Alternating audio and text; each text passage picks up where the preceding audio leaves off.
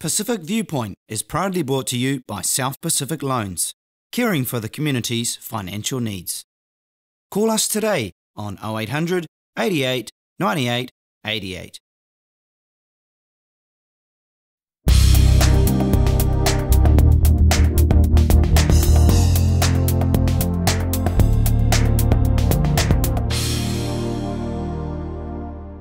Good evening and welcome to Pacific Viewpoint. Tonight we are going to look at who has got the right to wear traditional tattoos. Originally, traditional tattoos were only allowed to appear on the body of those whom have the right to wear them, especially those who hold rank and status in the cultural society. However, today, due to many reasons including cultural identity, fashion statements, art, gangs and religious reasons, almost anyone can wear one if they wish to do so. So here to discuss tonight's issue are my guests, Sitaleki Tupo, one of the many tattoo lovers, Anna Anderson, a Maori artist and tattooist, Maria Talakai, a legal anthropologist, and also Queen. Welcome to you all and welcome to the program. Now, I would like to start with you two, Maria and Anna. A lot of emphasis is placed on who has the right to wear a traditional tattoo. So who has the right to wear a traditional tattoo and why is it so important that traditional tattoos should only be imprinted on the body of those whom have the right to wear them? I will be coming from a rather kind of, you can say, a legal perspective, but counting into it my own cultural perspective. And I think before we look at tattooing, we have to look at the motifs, because the motifs or the patterns tells the story, and the stories links to the families who owns it. And usually it's not just owned by an individual, but there's a whole lot of families, and we're talking about a huge family, the kainga or the ha'a in Tonga. There's an intellectual property issue in relation to the pattern or the motif that I used in the tattooing. And then there's the practice of tattooing, who wears the tattooing. So when we look at the motifs and the patterns, a lot of those traditional, what we call the traditional patterns, and if I can talk about the Tongan patterns, the Tokelau Wheletoa and the Mandulua, those are two of the very traditional patterns of Tonga that I use in tapa. I use in tattooing, in old tattooing. I used in lalava, which is lashing, boat building and carving. A lot of those patterns are already out in the public domain. So, hence why it can't be protected by intellectual property. But then if we flip from the traditional sense to the contemporary sense, and we see a lot of contemporary artists like Filipe Tohi, a lot of his work revolves around deriving from tradition. A lot of his patterns derive from tradition. So when that derivative, it's called an intellectual property derivative work, that work then can be protected by intellectual property because it's new. In copyright, there are 3 requirements. One of the requirements is that the work be original or new. And of course, when we look at Tongan patterns and motifs, they're not new because they're already in the public domain, so that's a factor out. And then when we look at the next criteria is that there must be an author, and the author usually in the legal sense is an individual and not a group. And because a lot of these patterns are owned by groups, therefore it can't be protected, it can't be recognized by the copyright law. And then the other one is that it has to be fixed. Usually it's fixed on paper, or on carving, or on other type of fixation, but not the body. So I think it should change, because if this is the way these kids feel that they're connecting to, say, Tongan culture, then I think it should be allowed, instead of just leaving it to people of rank. Tongan kids who feel a sense of Tongan identity should wear it. You're speaking from the Tongan perspective. How about your culture? Who has the right to wear a traditional tattoo? Who has the right? Well, who are we to say who has the right? When I think we should actually educate the public first about what it means to wear it.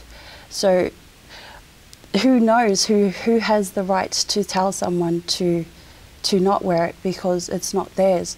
But what they're actually representing is what's more important to them. So if you have a family tattoos and you see that on other people, how would you feel? Would you react to that, or? Yes, yes, I would. Yes, exactly. What's your view? Who has the right in the Samoan community to wear traditional tattoos? Well, thank you for asking me that, Tatita. From the Samoan culture perspective is that there are certain people who has the right to wear the tattoo, and it's all in black and white. So you've got the chief, the high chiefs, the orators, and their sons and daughters. Those are the only people who will have the right to wear a traditional tattoo. So for the high chiefs, the orators, and their sons, they will have the tatau, like the pea, like you think of the bat, you know, that's from up here to down here, and the women will get to wear the malu. And these tattoos, you're not allowed to show it off, basically. They are only, you're only allowed to show them off when there are cultural ceremonies. That's when you get to display the traditional tattoos.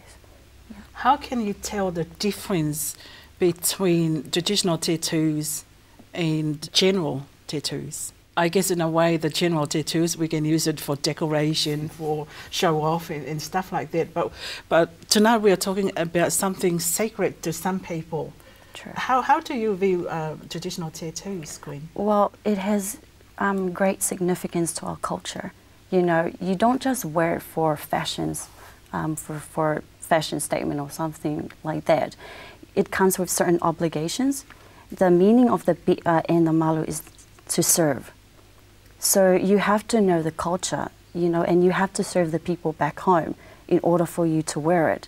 And that's what those people are doing back home. You wouldn't go out and get a Chinese tattoo, would you? Like, you have to ask yourself that. Why would you go out and get a malu or a bi'a? Everyone around the world knows that when they see the tatau and the malu, those are distinctively Samoan.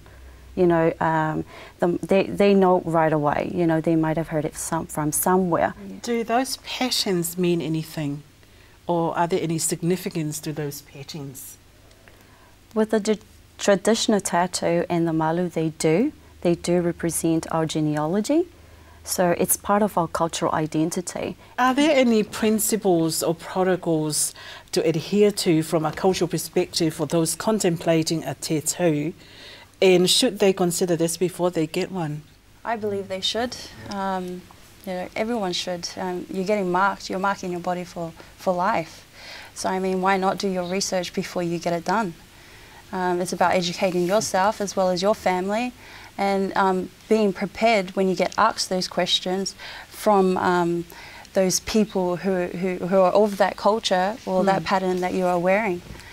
Be prepared to get asked and be prepared to give a good answer. So yeah, I believe do your homework before you get marked, especially when you're looking at wearing Pacific Island patterns, Maori patterns, especially if, you know, they have a meaning behind it. How about you, Queen, in the Samoan society? Yes, we do have protocols in terms of getting a malu done or a tatau. Okay, if a male decides to get one, you know, you have to come from a certain family. You know, you have to make sure that your family's serving your village or back in Samoa in order for you to get it. But before you go out and get it, you have to consult with the high chief in your family. They will consult with other chiefs of the whole village, and then between them, they will call a family meeting where everyone will come and you have to present your wish to get one. So they will assess your credibility and to wear it. So that it will take, most people will take about 6 to even years to have it done. Yeah. I think if I can just come there, Sutita, I think one of the problems with you know, who has the right to wear tattooing and people wearing tattooing is that sometimes we, you know, it's quite hard. It almost seems like we have to police the whole practice, you know. And I'm just thinking back now. There's some contemporary, you know, Samoan tufungas who, you know, and I think that tufungas also hold a lot of that knowledge and a lot of that power because they are the one that bestows tattoos on these people who rightfully has the right to wear them. But I think, you know, I'm just kind of going back. I remember when, you know, when I was in Europe, there's a Dutch guy who is a practitioner, and he has a pea. He wears a pea, and he was given the title of Suluape.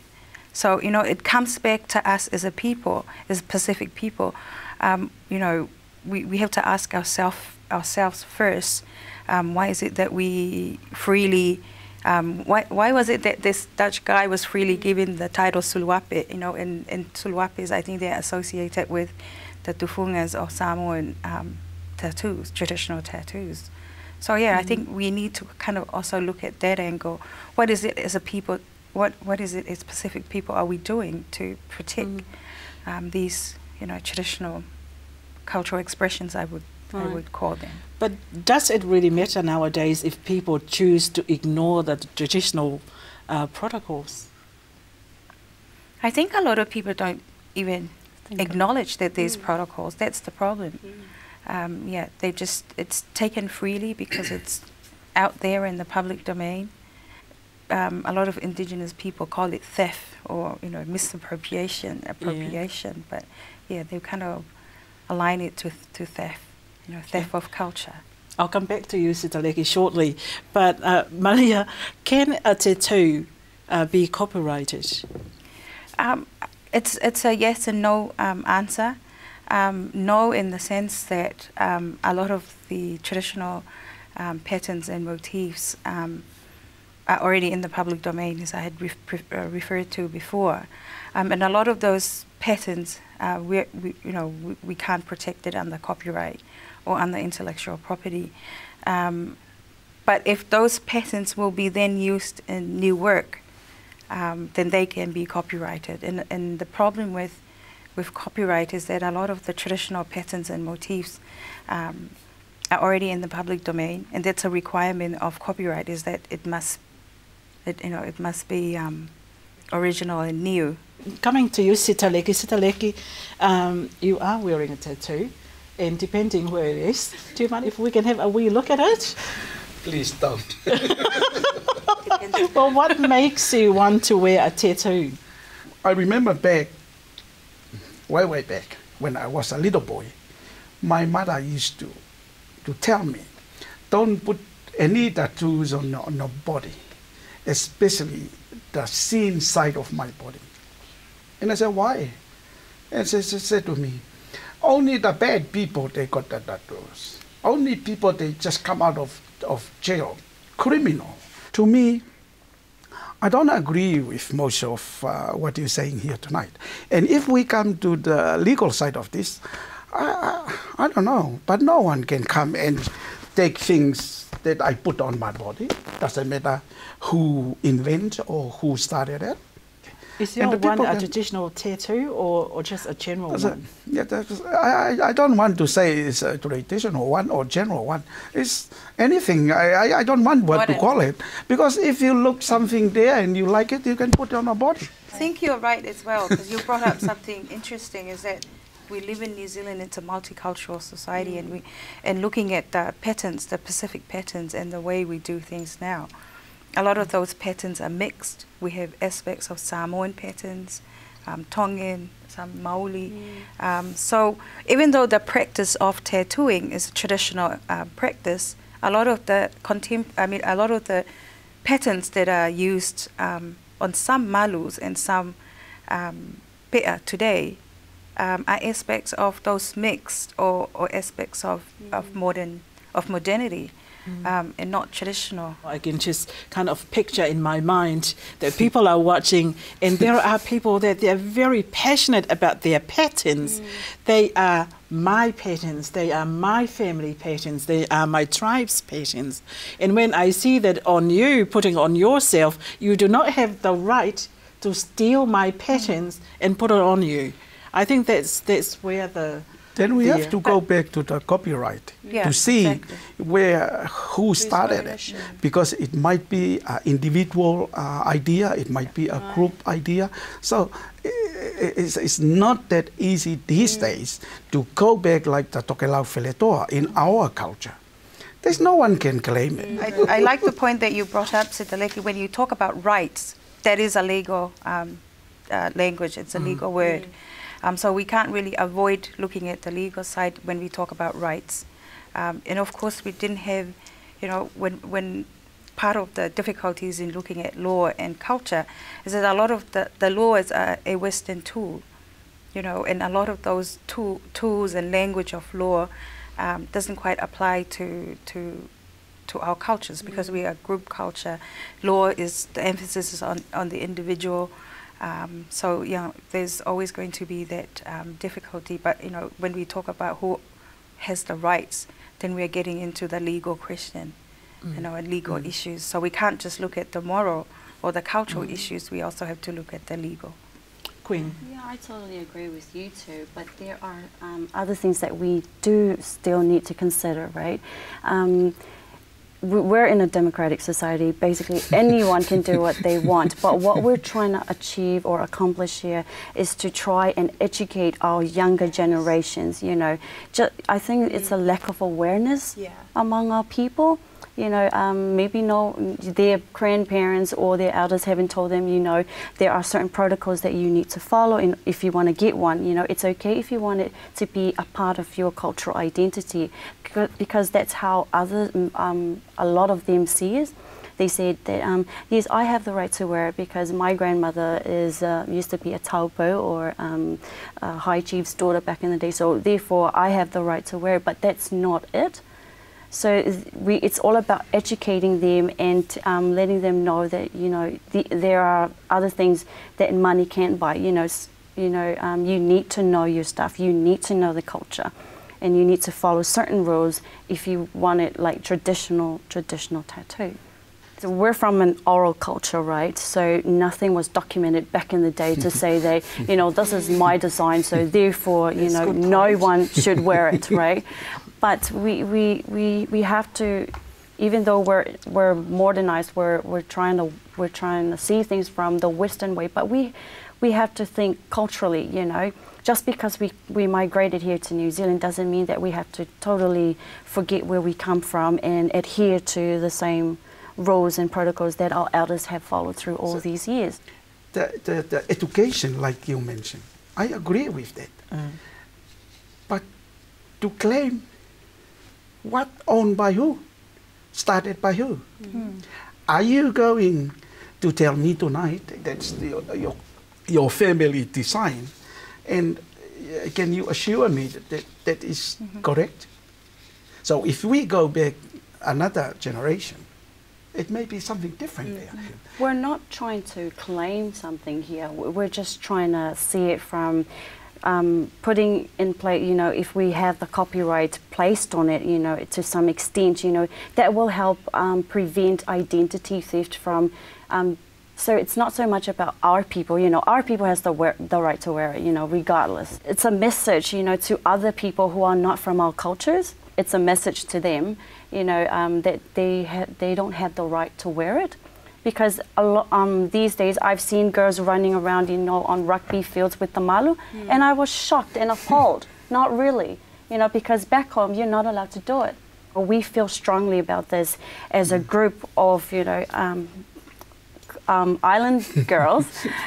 We feel strongly about this because maybe in 50 years' times, you know, you see everybody wearing it, and it won't be part of our culture, and it's slowly we're slowly losing it, and it's part of our cultural identity. And like you said, nothing is copyrighted or we can't put a claim on it, but that's how we feel. Can traditional tattoos be copyrighted? I know I have asked you the question before, but please do comment. I think yes and no. You know, as I had said before, traditional tattoos, I mean, the traditional patterns. I always go to distinguish between the practice of tattooing and the patterns or motifs that become... What's the difference? The practice is the actual practice of, you know, putting the tattoo. That's the technical know-how, or, you know, the knowledge and the know-how of doing the tattoo. And then you have the motifs or the pattern. You know, and the patterns are usually, as I said before, because they're already in the public domain, people can just go and reuse it and tattoo it on themselves. So because it has been there for too long, it will become a public domain. Yeah, it's mainly because you can't, you know, we can't identify who the author is, and the author in the legal sense is often an individual, and in the Pacific or Samoan sense, usually it belongs to a family or a group. So of course that that falls outside of the criteria of copyright. However, if those patterns, we create new patterns from those old patterns, then they can be covered under copyright.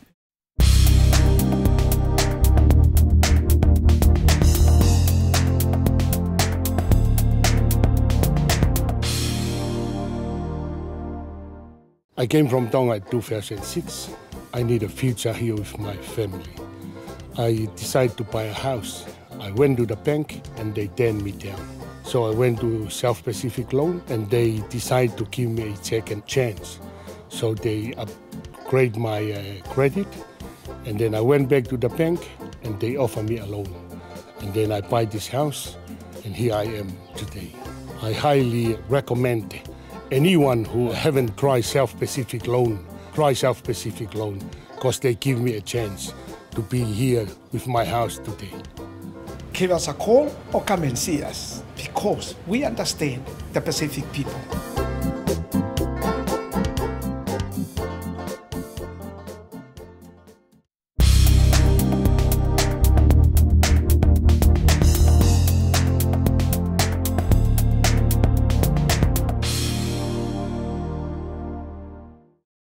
Now let's move on. History tells us missionaries tried to ban the practice of tattooing in many islands. So from a religious perspective, as many of us claim to be Christians, do you think it is wrong or sinful to wear a tattoo on our body?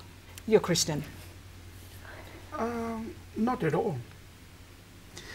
It depends on the why you do things and can apply to anything. If you do something wrong, it's a sin. If you put the tattoo on your body, I don't see any problem. So some classify tattooing as a practice of witchcraft. Do you think it is?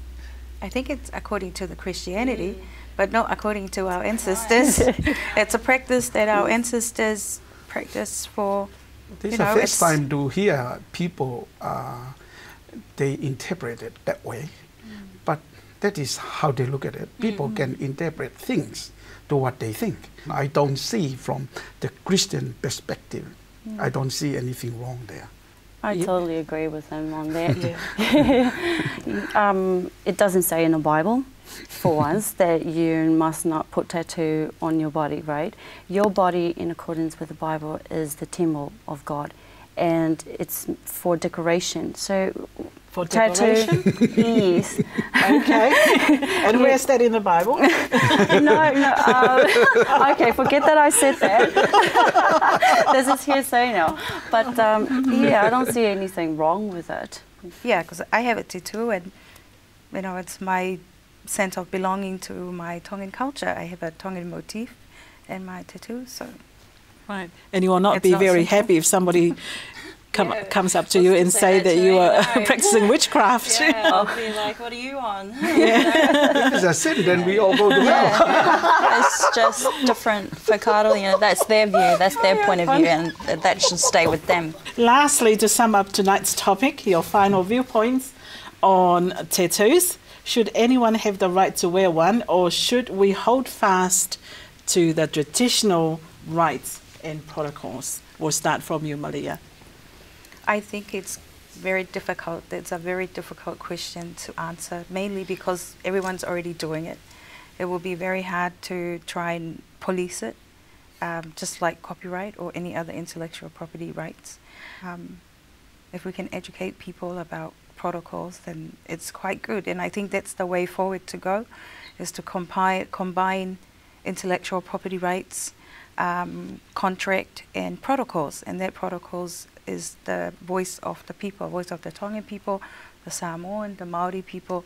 That's putting in their Yeah. So I think if we put contract and protocols in, it kind of complements copyright, but also strengthens it. Thank you, Maria. Anna. The tattooists or artists now can somehow come together with a group and kind of sort out a way of how they're going to look at protecting those traditional and contemporary patterns, as well as respecting where they come from and educating those ones who want to get it done, educating those people about the origins of those patterns as well and the culture behind it. Thank you, Anna. Your viewpoint, Sitaleki. It's good to educate these days young people like you guys. But when we mention the legal side of things, then it becomes an issue that it will affect everyone. So in my view, leave things as it is and educate the people to know and acknowledge the design, like the Samoan design, so that the people can understand. But to put a restriction there, then it becomes a problem. And not only the Samoan problem, Tongan problem, but it's a Pacific problem. Then everyone get fighting for money, to be honest. Thank you, Sitaleki. Koini, last viewpoint. I'm afraid I will have to disagree with you on that. I'm pushing this forward, and I feel really strongly about this, because what I'm trying to achieve is that, from my perspective, the traditional tattoo is part of our cultural identity. From the Samoan perspective, people know us, the malu, the pi'a, that's how people identify us. It's part of our cultural identity. And I think educating them will not be enough. Because if you tell people just not to do it, that's the green light for them to go and keep on doing it. So what I'm trying to get out of this is that we have to take it all the way back. This is sacred for us, and it's now become irreverent. All of you, thank you. Thank you.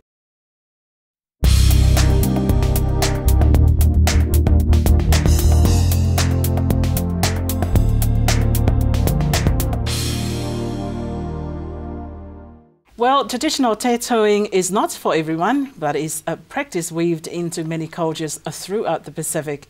You've heard the viewpoints on the issues tonight, and now it's your turn to give us your viewpoint, and you can do that by emailing us on myviewpoint@pacifica.tv. That's our show for tonight. Thank you for watching. Bye for now.